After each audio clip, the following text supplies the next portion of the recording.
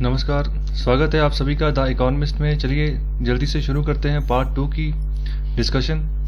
तो अभी पीआईबी का अभी रिसेंटली हमने पार्ट 1 डिस्कस किया है, तो अभी पार्ट 2 में इस पूरी वीडियो को हम खत्म करेंगे। स्टार्ट करते हैं यहाँ से। जो मिनिस्ट्री ऑफ एजुकेशन है वहाँ से एक न्यूज़ आ रही है, उन्होंने एक नया प्रोग्राम लॉन्च किया जिसका नाम है कपिला। ओके, इसका जो फुल फॉर्म है वो है Kalam program for intellectual property literacy and awareness. तो एक तरह की कैंपेन ये शुरू की है जो हमारे पूर्व राष्ट्रपति थे एपीजे अब्दुल कलाम जी, उनकी बर्थ एनिवर्सरी के ऊपर। तो यहाँ पर जो है बात बोली गई है कि अगर इंडिया अपनी इन्वेंशन के ऊपर आगे बढ़ता है, ठीक है, जो पेटेंट्स होते हैं इन्वेंशन के, उनको उनकी लिटरेसी जो है हमारे जो स्टूडेंट्स उनको अच्छे से दी जाती है, तो आने वाले समय में जो हमारा इंडिया है वो सेल्फ सफिशिएंट जो है अपने दम पर जो है आगे बढ़ सकता है, अपने पैरों के ऊपर जो है खड़ा हो सकता है। सो जो यहाँ पर पेटेंट्स जो होते हैं वो होता है कि अगर आपने सपोज करो कोई नई इन्वेंशन की है तो वो आपकी इन्वेंशन को कोई चोरी ना कर ले, कोई कॉपी ना कर ले, तो इसलिए आपको उसको पेटेंट करवाना होता है पेटेंट रजिस्ट्रार के ऑफिस में जाके न्यू दिल्ली में। तो जिससे ये होता है कि आपको पेटेंट राइट मिल जाते हैं, तो फिर उसकी कॉपी जो है वो नहीं हो सकती। ओके, कॉपी तभी होगी जब उस पेटेंट राइट्स को आप सेल करेंगे किसी भी कंपनी को जहाँ जिसने आपके पेटेंट को खरीद के कोई भी प्रोडक्ट बनाना है। ओके, तो यहाँ पर इसी चीज़ के ऊपर फोकस किया गया है। तो ये जो कैंपेन है खासतौर पे जो हायर एजुकेशन के स्टूडेंट हैं उनको अच्छी इन्फॉर्मेशन दी जाएगी कि कैसा कोई करेक्ट सिस्टम हो एप्लीकेशन प्रोसेस का जब भी वो पेटेंटिंग करें। ओके, पेटेंट करें किसी भी अपनी इन्वेंशन के लिए, तो उनको अवेयर कराना है उनके राइट्स से, तो इसलिए ये कैंपेन चलाया गया। तो अभी इंटेलेक्चुअल प्रॉपर्टी लिटरेसी वीक भी जो है मनाया जा रहा है 15 से 23 अक्टूबर के बीच में।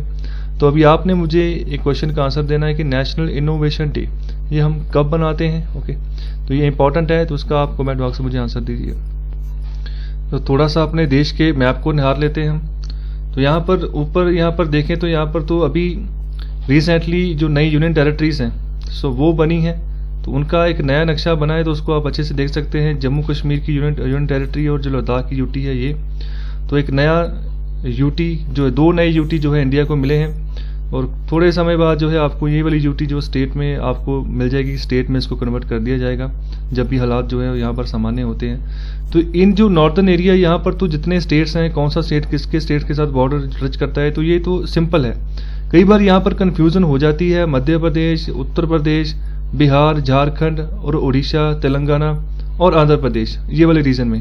तो यहाँ से कई बार क्वेश्चन भी आता है कि जो छत्तीसगढ़ है वो कौन कौन से स्टेट्स को जो है बॉर्डर टच करता है। तो यहाँ पर सबसे ज़्यादा जो कन्फ्यूजन होती है वो उत्तर प्रदेश की होती है और बिहार की होती है। ओके, तो यहाँ पर उत्तर प्रदेश भी छत्तीसगढ़ के साथ जो है बॉर्डर टच करता है, बाकी का तो पता ही है।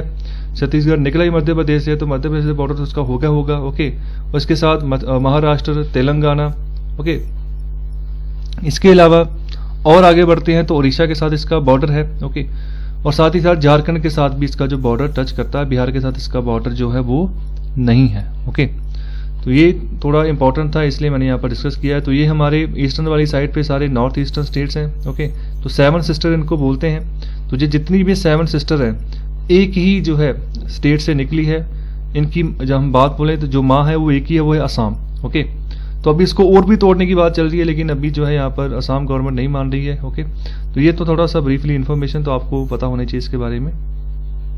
चलिए आगे डिस्कस करते हैं। ये है ministry of environment, forest and climate change से न्यूज़ आ रही है। उन्होंने बोला है कि दिल्ली में जो एयर पोल्यूशन है उसको 95% जो एयर पोल्यूशन है वो लोकल फैक्टर्स के कारण है। ओके, जो भी वहाँ पर पोल्यूशन है, जिस तरह भी वहाँ पर जो गार्बेज मैनेजमेंट किया जाता है और भी जो बहुत सारे फैक्टर्स हैं, कंस्ट्रक्शन वर्क वहाँ पर होता है, जिसकी वजह से जो पोल्यूशन जो है, जो एयर क्वालिटी जो है दिल्ली की वो ख़राब हो जाती है। और जो स्टबल बर्निंग होती है, जो यहाँ पर जो एग्रीकल्चर रेजिड्यू पंजाब हरियाणा में उसको जलाया जाता है, तो उससे सिर्फ 4% जो है पोल्यूशन जो है यहाँ पर दिल्ली में होता है। तो यहाँ पर 50 टीमें जो है बनाई गई हैं सेंट्रल पोल्यूशन कंट्रोल बोर्ड की। ओके, तो उनको डिप्लॉय किया गया है एनसीआर और दिल्ली के जो एनसीआर के रीजन है, जितने भी टाउन्स हैं वहाँ पर। ओके, तो फील्ड विजिट वहाँ पर वो करने हैं, तो ये पता कर रहे हैं कि क्या रीज़न है ये जो एयर पोल्यूशन बढ़ रहा है दिल्ली में इसका। तो यहाँ पर बहुत सारे उन्होंने जो है कारण निकाले हैं, जहाँ पर जो मेजर कंस्ट्रक्शन एक्टिविटीज़ हैं ओके वो हो रही हैं विदाउट प्रॉपर कंट्रोल मेजर्स। मतलब अगर कोई भी कंस्ट्रक्शन एक्टिविटी है, वहाँ अगर कोई मिट्टी जो किसी भी चीज़ की जहाँ पर वहाँ पर कोई चीज़ पहुँच रही है, चाहे मिट्टी पहुँच रही है, चाहे ईंटें पहुँच रही हैं, ओके, तो पोल्यूशन हो रहा है, तो वहाँ पर उसको कंट्रोल करने का कोई मेजर नहीं है। इसके अलावा आप जाओगे दिल्ली में तो वहाँ पर आपको कूड़े का एक पहाड़ मिलेगा। तो वैसे ही यहाँ पर बात की गई कि जो गार्बेज है कहीं पर भी फेंका जा रहा है, ओके, कंस्ट्रक्शन वेस्ट जो है उसको सही तरीके से मैनेज नहीं किया जा रहा, सड़कों के ऊपर जो है वेस्ट पड़ा हुआ है, ओके। इसके अलावा जो गार्बेज है उसको लोग साड़ रहे हैं, इंडस्ट्रियल वेस्ट है उसका भी सही तरीके से यूटिलाइजेशन नहीं हो रहा है। तो इन सभी चीज़ों के ऊपर जो है टीम्स काम कर रही हैं और एक ऐप जो बनाई गई है स्पेशल, तो जिनके थ्रू जो है ये आपस में जो टाई अप रखेंगे सारी टीम्स, तो उस ऐप का नाम है समीर ऐप। तो ये इंपॉर्टेंट है, इसके बारे में आपको पता होना चाहिए। और थोड़ा सा जान लेते हैं सीपीसीबी के बारे में, सेंट्रल पोल्यूशन कंट्रोल बोर्ड के बारे में। तो ये एक जो है स्टैट्यूटरी जो है ऑर्गेनाइजेशन है, मिनिस्ट्री ऑफ एनवायरनमेंट और फॉरेस्ट एंड क्लाइमेट चेंज के अंदर 1974 को इसको बनाया गया था, वाटर एक्ट 1974 के तहत। लेकिन इसके कुछ फंक्शंस और कुछ पावर जो है वो एयर क्वालिटी एक्ट जो है 1986 को उसके तहत भी जो है वो आती हैं। सो दोनों के तहत ये रजिस्टर है, वाटर एक्ट के तहत भी और एयर एक्ट के तहत भी, ओके। और आगे बात करूं, जो सीपीसीबी का हेडक्वार्टर है वो न्यू दिल्ली में है, ओके। सॉरी, यहाँ पर मैंने एयर एक्ट की बात की थी, ये 1981 का है, 1986 का नहीं है, ओके, सॉरी। यहाँ पर आगे जो न्यूज़ है वो है इंटरनेशनल मॉनेटरी फंड की। तो अभी यहाँ पर जो इंटरनेशनल मॉनेटरी फंड की जो फाइनेंशियल कमेटी होती है उसकी डिस्कशन चली है, फाइनेंस मिनिस्टर ऑफ इंडिया ने वहाँ पर पार्टिसिपेट किया है वर्चुअली। तो आईएमएफ क्या है? आईएमएफ जो है एक इंटरनेशनल ऑर्गेनाइजेशन है जिसका हेडक्वार्टर वाशिंगटन डीसी में है, 189 कंट्रीज इसके पार्टनर है और ये काम करता है ग्लोबल जो मॉनेटरी कॉर्पोरेशन होती है जिसको पैसे की ज़रूरत होती है, ओके। तो वहाँ पर वो फाइनेंशियल असिस्टेंस प्रोवाइड करता है, ओके। खास तौर पे जिन मुल्कों का जो बैलेंस पेमेंट जो सिस्टम है, ओके, वो बिगड़ जाता है, मतलब जिन मुल्कों के पास जो फॉरेन एक्सचेंज रिजर्व है वो बिल्कुल जीरो होने के कगार पर पहुंच जाता है और वो मुल्क के अंदर किसी भी टाइम फाइनेंशियल इमरजेंसी लग सकती है। तो वहाँ पर जो है सिचुएशंस ऐसी ना बने, ओके, तो वहाँ पर ये फाइनेंशियल असिस्टेंस प्रोवाइड करते हैं और बैलेंस ऑफ पेमेंट की सिचुएशन को जो है वो सही करते हैं अपनी शर्तों के ऊपर जो है लोन प्रोवाइड करके। तो इंडिया के साथ भी ऐसा ही हुआ था 1992 के बाद जब रिफॉर्म्स लाए गए थे। डॉक्टर मनमोहन सिंह जब फाइनेंस मिनिस्टर थे और पीवी नरसिम्हा राव जी जब प्राइम मिनिस्टर थे इंडिया के, तो उन रिफॉर्म्स में भी ऐसा ही था, इंडिया के पास सिर्फ 2 हफ्तों का ही फॉरेन रिजर्व बचा था, ओके। तो और पैसा सरकार के पास नहीं था, फाइनेंशियल इमरजेंसी के चांसेस बढ़ गए थे। तो उस समय पर आईएमएफ ने जो है नई एक कंडीशंस, नई गाइडलाइन जारी की थी इंडिया के लिए, ओके। तो वहाँ पर उन्होंने बोला कि जब भी आप अपने जो रिफॉर्म्स लेकर आओगे तो वहाँ पर कुछ कंडीशंस लगाई थी ये आईएमएफ ने, तभी उसने लोन प्रोवाइड किया था, ओके। तो तब से जो है इंडिया की इकोनॉमी की हालात जो है वो सही होनी शुरू हो गई, ओके। तो यहाँ पर एक तरह का सस्टेनेबल इकोनॉमिक ग्रोथ जो है वो प्रोवाइड करता है आईएमएफ और जो पॉवर्टी है उसको खत्म करने का काम करता है पूरे वर्ल्ड वाइड। इसके अलावा ये बना था 1945 में, तब इसके सिर्फ 29 मेंबर्स थे। उस समय इनका गोल था जो इंटरनेशनल पेमेंट सिस्टम है उसको रिकंस्ट्रक्ट करना। ये जो है अभी सेंट्रल रोल अदा कर रहे हैं बैलेंस ऑफ पेमेंट की डिफिकल्टीज जिन मुल्कों को आती है उसको सॉर्ट आउट करने में। इसके जो एमडी और चेयरवुमन है वो है बुल्गारियन इकोनॉमिस्ट हैं, बुल्गारिया के इकोनॉमिस्ट हैं जिनका नाम है क्रिस्टलिना जॉर्जिएवा, ओके। तो ये इंपॉर्टेंट था, इस सभी न्यूज़ के बारे में आपको पता होना चाहिए। चलिए नेक्स्ट डिस्कस करते हैं। सो ये जो न्यूज़ है ये है इंडियन रेड क्रॉस सोसाइटी के बारे में थोड़ा सा जान लेते हैं। तो ये जो एक वॉलंटरी ह्यूमैनिटेरियन ऑर्गेनाइजेशन है जो ह्यूमन लाइफ को प्रोटेक्ट करने की, उसकी हेल्थ को प्रोटेक्ट करने के लिए बनाई गई है। इसका इंडिया में एक बेस है, ये पार्ट है international red cross red crescent movement का, ओके। इनका जो फंडामेंटल प्रिंसिपल होते हैं वो होता है कि आम की जिंदगी जो होती है ह्यूमन लाइफ उसको किसी न किसी तरीके से बचाना। खासतौर पे जो वार्स होती ही, जंगें लड़ाइयाँ होती थी पुराने समय में, तो वहाँ पर ये जो सोसाइटी थी इसका बहुत अहम रोल था। लोगों की जो जख्मी हो जाते थे फौजी, उनको उनकी सेहत बचाने के लिए, ओके। तो अभी इंडिया में इसकी 700 जो है ब्रांचेस हैं, इसके ऊपर ब्रांचेस हैं। इसके अलावा अगर और बात करें तो अभी यहाँ पर जो है वॉलंटरीली ये काम कर रही है इंडिया में भी। इसको बने हुए अभी 100 साल हो चुके हैं, 2020 में 1920 में इसकी शुरुआत हुई थी, तो इसलिए ये एक इम्पॉर्टेंट न्यूज़ है, ओके। और ये सोसाइटी जो है क्लोजली एसोसिएट है जो सेंट जॉन एम्बुलेंस है इंडिया में उसके साथ, और भी जो यूथ और सोसाइटी के लिए वेलफेयर जो वॉलंटरी प्रोग्राम्स ये चला रही है। सो आगे जो न्यूज़ है ये है ministry of health and family welfare से। तो यहाँ पर इन्होंने एक ईट राइट मूवमेंट चलाया था कुछ समय पहले। तो यहाँ पर एक FSSAI का एक विजन 2050 है, तो इसको अप्रोच करना है, इसको हमने अचीव करना है। तो इसलिए यहाँ पर एक बात बोली गई है, यहाँ पर मीटिंग हुई है अलग अलग स्टेट्स के साथ। तो यहाँ पर बात बोली गई है होल ऑफ गवर्नमेंट अप्रोच, मतलब जितने भी स्टेट्स हैं सभी को साथ में मिलके इकट्ठे होके जो है इस विजन 2050 के ऊपर काम करना है। सीधे क्वेश्चन आ सकता है कि विजन 2050 किसके साथ रिलेटेड है, तो ये हमारी हेल्थ के साथ रिलेटेड है। ईट राइट इंडिया मूवमेंट के तहत जो है ये रखा गया है कि ईट राइट मतलब 2050 तक ऐसा भारत हो जहाँ पर लोगों को पता हो कि क्या चीज़ खाने वाली है, क्या चीज़ नहीं खाने वाली है, उसके बारे में पता हो, ताकि जो कि सेहत जो है अच्छी बने आने वाले समय में। यहाँ पर जो बात बोली गई है, जो हमारे यूनियन हेल्थ मिनिस्टर उन्होंने कहा है कि जो इकोनॉमिक कॉस्ट निकलती है ना, जो जैसे जो गलत खाने से जो बीमारियां लग जाती हैं, उसका जो खर्चा है ना वो $15 बिलियन के आसपास हो गया है इंडिया में। ये फैक्ट है। ओके, सो खाने पीने से जो बीमारियां लगती हैं $15 बिलियन ऐसे ही हमारे निकल जाते हैं उधर, उन बीमारियों को ठीक करने के लिए। जो वेस्टिंग होता है, अंडर वेटिंग होता है, स्टंटिंग होता है, तो यहाँ पर बच्चों के अंदर तो उसकी भी परसेंटेज बताई है, कितने कितने % बच्चे जो हैं ऐसी बीमारियों से जूझ रहे हैं। इसके अलावा जो 50% वोमेन और बच्चे जो हैं एनीमिया से जूझ रहे हैं अभी देखें। और इसके अलावा बात कही है ओबेसिटी, मोटापा, ये भी जो है डबल हो चुका है 2005 से लेकर 15 तक। अगर हम मेल्स की बात करें तो 18% तक बढ़ गया है, अगर वोमेन की बात करें तो वो 20% तक बढ़ गया है। ओके, तो जो कि मोटापा भी बढ़ना अच्छी बात नहीं है, इसको कंट्रोल करके रखना चाहिए। प्रॉपर एक्सरसाइज प्लानिंग आपकी होनी चाहिए। ओके, तो इन चीज़ों के ऊपर हमें फोकस करना है। तो इन्हीं सब चीज़ों बीमारियों की वजह से जो डेथ्स हैं वो बढ़ रही हैं। इसके अलावा यहाँ पर सीधी सीधी बात बोली गई कि हमने एक मूव करना है फूड सिक्योरिटी से न्यूट्रिशन सिक्योरिटी के ऊपर। तो आज के एडिटोरियल में भी जो सेकंड पार्ट था वहाँ पर मैंने ये न्यूट्रिशन सिक्योरिटी के ऊपर अच्छा लेक्चर वहाँ पर मैंने दिया था आपको। तो वहाँ पर भी आपको पता चला होगा कि क्या सिचुएशन है इंडिया की। फूड सिक्योरिटी तो हमारे यहाँ मिल चुकी है, तकरीबन जितनी पॉपुलेशन है पीडीएस सिस्टम के थ्रू उनको फूड सिक्योरिटी प्रोवाइड है, लेकिन अभी तक न्यूट्रिशन सिक्योरिटी प्रोवाइडर नहीं है। फूड जो उनको मिल रहा है वो कैसे पका रहे हैं, ये सबसे बड़ी बात है। ओके, अगर सही ढंग से कच्चे फूड को पकाएंगे तभी उसमें जो है न्यूट्रिशन जो है बरकरार रहेंगे। तो आने वाले समय में हमें जो है इकट्ठे होके एक कॉमन गोल की तरह, कॉमन गोल को सामने रख के आगे चलना है सभी मिनिस्ट्रीज को। ओके, एक ही लाइन में आके काम करना पड़ेगा, एक ही स्ट्रेटेजी अपनानी होगी अगर हमें ये ईट राइट मूवमेंट को अगर सक्सेसफुल बनाना है। तो ये जो पाई चार्ट है इसको आप वीडियो को स्टॉप करके अच्छे से पढ़ें। यहाँ पर आपको अलग अलग इंस्टीट्यूशंस के नाम देखने को मिलेंगे अलग अलग स्टैंडर्ड्स के हिसाब से, तो इसको आप अच्छे से वीडियो को स्टॉप करके अच्छे से एक बार निहार लें। सो दो तरह के मूवमेंट यहाँ पर चलाए गए थे, एक ईट राइट इंडिया, दूसरा फिट इंडिया मूवमेंट। दोनों को गेम चेंजर्स जो है साबित होंगे आने वाले समय में हेल्थ सेक्टर में, अगर इनको अच्छे से इनकी कैंपेनिंग हुई, अच्छे से जो है इनका प्रचार हुआ और लोगों को जो लिटरेसी है इनके बारे में अगर अच्छे से पता चले। तो यहाँ पर नोट करने की बात है कि 50% से ज़्यादा जो इंडियन है उनको पता ही नहीं है कि जो उनका डाइटरी अलाउंस है, ठीक है, माइक्रो न्यूट्रिएंट्स का, हम क्या चीज़ खाएं क्या ना खाएं जिससे हमें न्यूट्रिशन मिले। तो इसके ऊपर भी हमें एक कैंपेन चलाना होगा, फूड सिक्योरिटी तो न्यूट्रिशन सिक्योरिटी, तो ये भी ज़रूरी है। अगर आप तक ये इन्फॉर्मेशन पहुंच रही है तो आप भी अपने घर में इस बात को डिस्कस करें। ओके, आस पड़ोस में डिस्कस करें। तो जो ज्ञान आपको मिलता है ना, किसी की लाइफ अगर सही हो सकती है तो आप आगे बढ़िए। ओके, अगर न्यूट्रिशन सिक्योरिटी के बारे में आप अपने माँ बाप को बताते हैं आगे और वो भी बताएंगे, ओके, तो इससे अगर कोई भी डिस्कशन आगे बढ़ेगी तो किसी ना किसी का फायदा जरूर होगा।